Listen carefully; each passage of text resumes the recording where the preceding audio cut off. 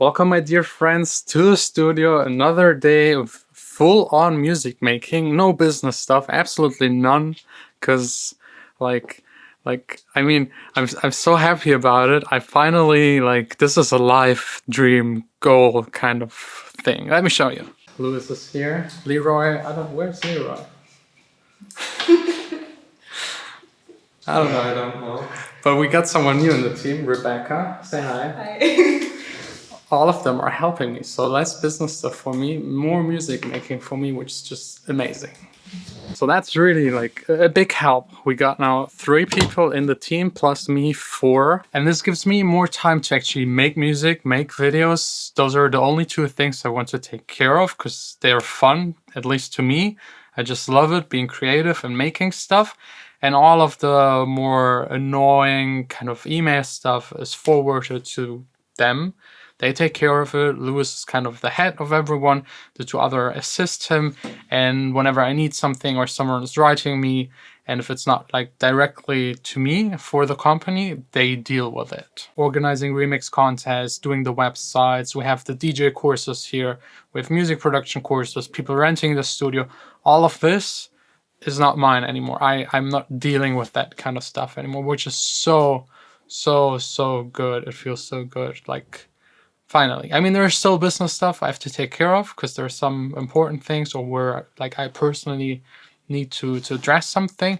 But in general, I can just sit here and work on music. Speaking of working on music, today it's about time finishing the very last song of the album, or trying to finish it. The last song is actually my favorite. It's called Ashes. I got the top line 2 weeks ago. I already played you snippets, but without the vocal, it's amazing. I really love it. It's pop influenced, but still has a certain coolness to it.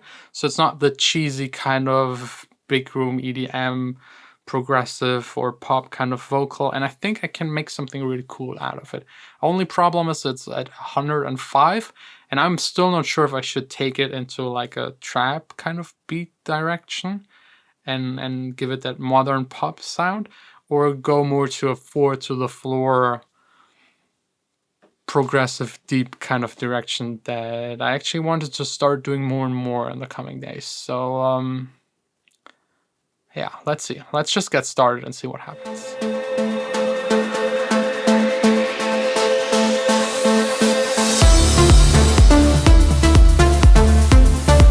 Wow, nice good session.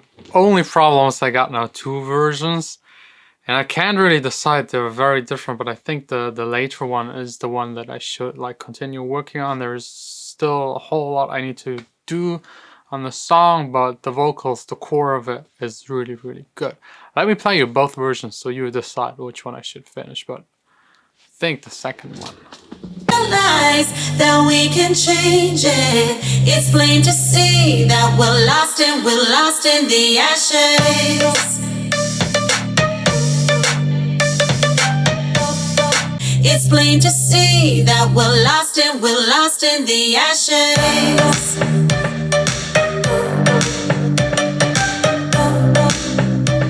We're lost in the ashes. I don't know, but the 4 to the floor version is kind of deeper and hits kind of harder. I don't know. Maybe it's just me being a 4 to the floor guy. 105 BPM is really a little slow, but I think with some percussion, I can actually pull it off and make it work. So yeah, I'll keep you updated. This version's just kick, clap, a bass that just plays the root note, and the vocal and that pluggy synth. That's basically it. There's not much more to it. I want to keep it minimal, at least the first drop, just these elements, and blow them up to perfection. We'll see how this goes. The vocal's good, really good, love it, but I think I got all of it in stereo. Someone edited the vocals before me, which is nice, less work for me, but they're all wide, fully, extremely wide, which I don't really like. I want to have the option, so I'll ask them to resend me the vocals in mono as they were recorded. Then I can decide to, for example, pan the doubles or just make it wide again. For this deeper kind of style, you don't want to make everything wide. It sounds a little awkward. Have your elements in the middle, the main ones, and then place some things around it. It's the same as contrast in an arrangement. You want to have like quiet parts and loud parts, without action, with action, and also your stereo field. If everything is all the time wide, yes, it sounds big, but it also sounds boring. It's way more exciting if you have like some elements in the middle, then something popping here, there, something moving. This really creates an experience, and that's what I love about music. Having fun listening to it and being like, wow, that's like, there's a lot of effort in that track.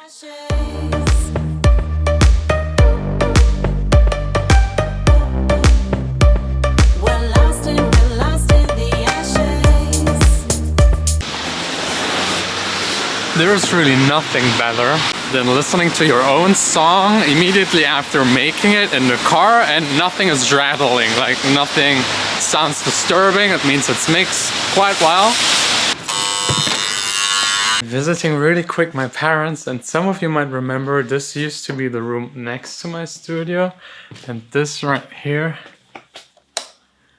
oh, there is no light, but this right here used to be my studio. Like, it feels so unreal comparing this to the new. And now I employ people, have an office, busy, doing a bunch of stuff. The only thing that is a little weird, I'm here to help my mom. So I employ people to help me to make my website and keep everything okay, alright. And now I'm here in my free time helping my mom setting up her website. But everything for my parents.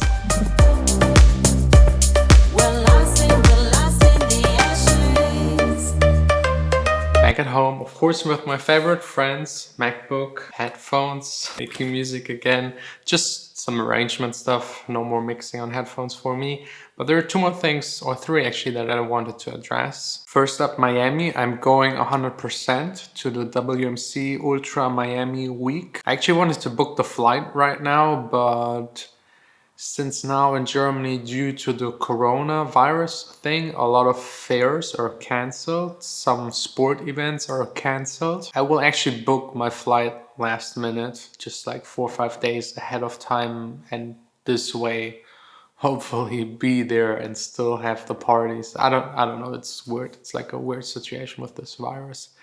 A lot of like making way too much panic than actually necessary. But on the other hand, if they cancel the event, why should I fly over there? Second, my song About You, the follow-up to All About. Guitar-driven, deep house with some pitch-chopped kind of vocal on the drum. It's kind of cute, I like it. It's a really cool song and was actually intended to be the opener, the first song for the full album. But as you know, the album is more a project for myself to complete, and there's just one song, this one that I worked on today left, but I'm not releasing it as an album, step by step, probably mostly on my label, but also on other labels, depending on whatever happens. I think it's just the right call in 2020, like albums are reserved for like huge stars, and I only think it makes sense if you're telling a story with like all of these tracks. So for, I don't know, Kendrick Lamar, it makes sense. For Billie Eilish, it makes sense. For me, as like a club influenced pop electro dance producer, it just doesn't. But yeah, that follow-up will be released depending on where you live by the time we were watching this video. So I'll link it down below. If it's not out yet, then there's a pre-save link Friday on Spotify, all other stores.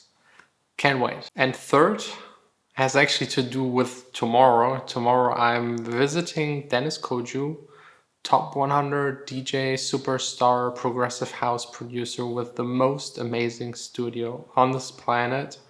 It's just like, you have to tune in. We're doing a full tour of his studio. I'm just going there to visit him, talk some business stuff, and yeah, just playing him some of my songs. So don't forget, stay tuned. Tomorrow, another vlog here on this channel.